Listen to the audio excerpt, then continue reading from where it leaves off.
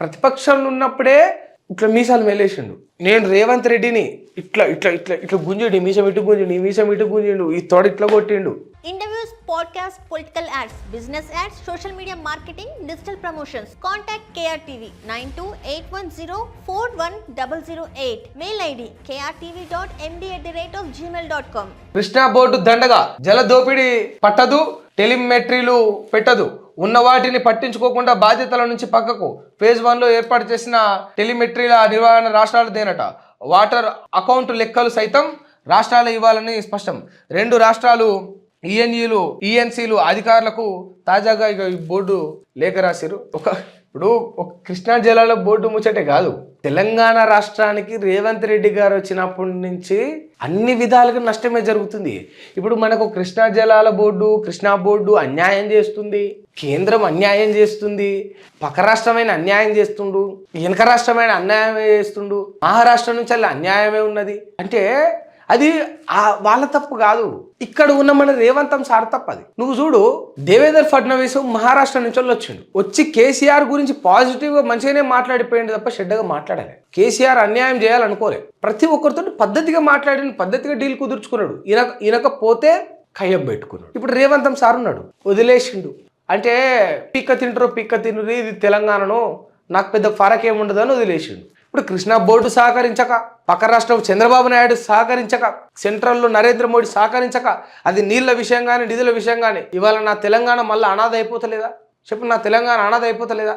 అనాథని చేస్తున్నట్టు రేవంత్ రెడ్డి గారు 65 సార్లు 66 సార్లు ఢిల్లీకి పోతారు. ఎవడన్నా ఇజ్జతి పోతుంది. ఎందుకు సార్ ఉండి, ఎందుకు పదవులు, ఎందుకు అధికారం, ఎందుకు? మీరే అన్నారు కదా, పాలన అంటే ఎందుకు చూపెడతా, మార్పు అంటే ఎందుకు చూపెడతా అని.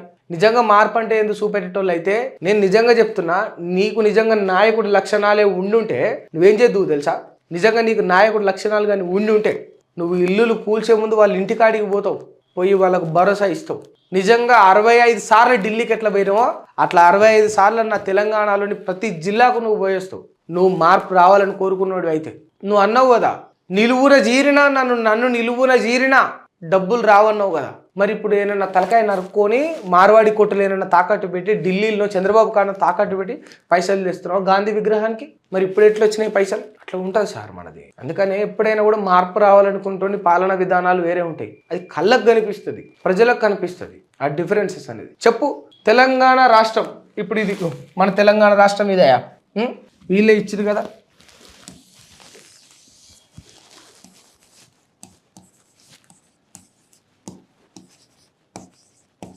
రేవంత్ రెడ్డి వచ్చిన తర్వాత ఈ తెలంగాణ రాష్ట్రంలో వచ్చిన మార్పు ఏంది? చలో చెప్పు, వచ్చిన మార్పు ఏంది? తెలంగాణ రాష్ట్రంలో స్థిరంగా నిలబడిపోయి ఒక యూనిక్ చేంజ్ మనకు కనబడింది ఏంది? ఇప్పుడు ఫ్రీ బస్ అనేది ఒక స్కీమ్, అది పథకం. నెక్స్ట్ గవర్నమెంట్ ఆపేయాలనుకుంటే ఆపేస్తుంది, పెద్ద ముచ్చటే కాదు అది. పథకాలు కాదు, పథకాలు ఉంటే పోతాయి. నువ్వు ఇక్కడ ఎస్టాబ్లిష్ చేసింది ఏంది అంటే అర్థం కాదు కదా, స్థాపించింది. నీకు తెలవాలంటే నువ్వు ఇక్కడ స్థాపించింది ఏంది, నువ్వు ఇక్కడ ఒక ఫౌండేషన్ ఏంటి వేసింది ఏంది చెప్పు, ఒక్కటి చెప్పు. రేవంత్ రెడ్డి గారు మీరు వచ్చిన తర్వాత 2.5 ఏళ్లలో నా తెలంగాణ రాష్ట్రంలో నువ్వు నిలబెట్టింది ఏంది, నువ్వు కట్టిన ప్రాజెక్ట్ ఏంది? ఒక ప్రాజెక్ట్ కట్టినావా చెప్పు. నువ్వు కట్టబోయింది ఒక విగ్రహం. ఆ విగ్రహం కట్టని కూడా 500 మందిని చంపుతా అన్నావు. ఏంది నువ్వు స్థాపించింది ఏంది? నువ్వు కూల్చిందే ఉన్నది తప్ప, నువ్వు నేలమట్టం చేసిందే ఉన్నది తప్ప ఏం చేసినావు నువ్వు? ఈయన చెరువులను కాపాడిండట హైడ్రా పేరుతోటి, కొన్ని 100,000 చెరువులను కాపాడిన మిషన్ భగీరథ తోటి కేసీఆర్ చెప్పుకున్నాడు, గొప్పలు చేసుకున్నాడు, పబ్లిసిటీ. ఇంతమంది నాశనం చేసి 4 చెరువులను కాపాడి వీళ్ళు మొత్తం ఎగురుతురు, సంకలు గుద్దుకుంటురు. నువ్వు స్థాపించింది ఏంది చెప్పు? ఈ తెలంగాణ రాష్ట్రంలో నువ్వు వచ్చిన 2.5 ఏళ్ల పాలనలో నువ్వు నిలబెట్టింది ఏంది చెప్పు. తెలంగాణ పటం చూపించి అడుగుతున్నా నేను. నువ్వు ఏం చేసినావు? దమ్ము ధైర్యం ఉన్నాడు ఎవడని ఉంటే ఆ విధానం వేరే ఉంటుంది. ఎందుకంటే ఇప్పుడు ఆఫ్టర్ ఆల్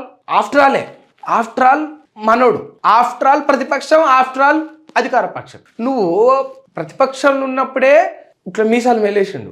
నేను రేవంత్ రెడ్డిని ఇట్లా ఇట్లా ఇట్లా ఇట్లా గుంజిండు, మీసం ఇటు గుంజిండు, ఈ మీసం ఇటు గుంజిండు, ఈ తోడ ఇట్లా కొట్టిండు ప్రతిపక్షంలో ఉన్నప్పుడు కేసీఆర్ మీద. అది నువ్వు గంత చేసినప్పుడు నీకు ఇలా అధికారమే అంటగట్టి నేను ముఖ్యమంత్రి లెక్క కూర్చోబెడితే నువ్వేం చేయాలి? ఇలా నీళ్ళ విషయంలో చంద్రబాబు నాయుడు తొక్కి నారా చంద్రబాబు నాయుడు యొక్క నార తీయాలి. నువ్వు చేస్తున్నావా? చూడు, ఇప్పుడు నేను చెప్తా కదా, ఇప్పుడు ఈయనకి శాత కాదు. మన తెలంగాణ వాళ్ళ దగ్గర, మనోళ్ళ దగ్గరనే ఈ జూలు. ఇగో వ్యక్తులకు గౌరవం లేకుండా కాళ్ళ మీద కాళ్ళు వేసుకొని కూర్చుంటాడు కదా, అదే ఇప్పుడు ఇదే రేవంత్ రెడ్డి గారు ఏబిఎన్ రాధాకృష్ణ దగ్గర పోయిండు అనుకో, ఇంకొంచెం ఎక్కువనే బెండ్ అవుతాడు. ఇట్లా ఈ బెండ్ అయి ఉంటాడు, ఇక లేవాడు. ఇక్కడ లేస్తే ఏమనుకుంటాడు రాధాకృష్ణ, మరి ఇట్లా ఉండలేడు, ఇట్లా రొమ్ము చించుకొని. అదే అవతల మనల్లో ఎవరు ఉండరు అనుకో, వాళ్ళ వయసుకి ఏం గౌరవం ఉండదు, కాలు మీద కాలు వేసుకొని కనీసం బేసిక్ వాళ్ళకి రెస్పెక్ట్ ఇవ్వకుండా ఉంటాడు. రాధాకృష్ణ దగ్గర చేతులు కట్టుకుంటావు, చంద్రబాబు నాయుడు దగ్గర చేతులు కట్టుకుంటావు. ఈ రాష్ట్రం వాళ్ళు, నీ జిల్లా వాళ్ళు, నీకంటే వయసు పెద్ద ఆయన గాయన ముంగట కాలు మీద కాలు వేసుకొని కూర్చుంటావు. ఇప్పుడు ఎప్పుడు నేను ఏమనాలి? పోనీ నీ అంతవే అందరి దగ్గర అట్లే ఉన్నావు అంటే కాదు. మళ్ళీ ఇంకా కూడా రేవంత్ రెడ్డి గారి ఒంట్లో పారుతుంది టీడీపీ రక్తమేనేమో అనిపిస్తుంది అప్పుడప్పుడు. ఆ విధానాలు అట్లా ఉంటాయి, ఆ పనితీరు అదంతా కూడా.